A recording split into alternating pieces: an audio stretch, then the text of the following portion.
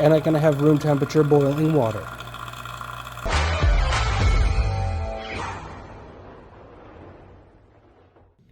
So what we have here is just a plain glass of water. Nothing special, simply water. One of the misconceptions here is that water will boil at 212 degrees. Well, that's at atmospheric pressure.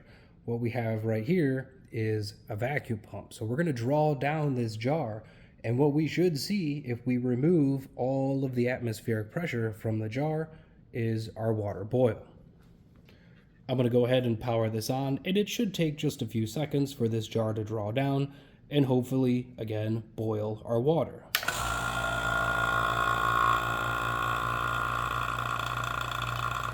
Almost instantly, we can see that the bubbles formed, and in fact, my jar is boiling. Now, what's cool about this is I could put my hands on this jar and it's not hot to the touch. This is just room temperature water.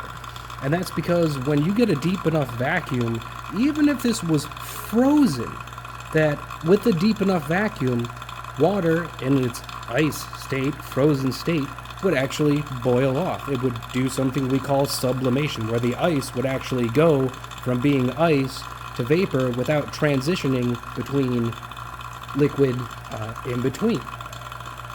Now, if I go ahead and turn off the vacuum pump, we should see that the jar is going to stop boiling. And in fact, it does.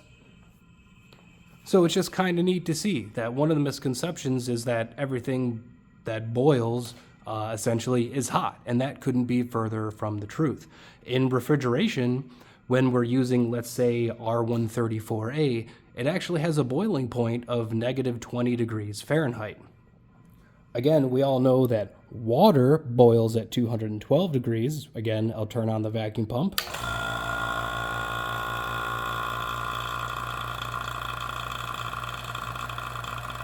And voila, we're back to a boil.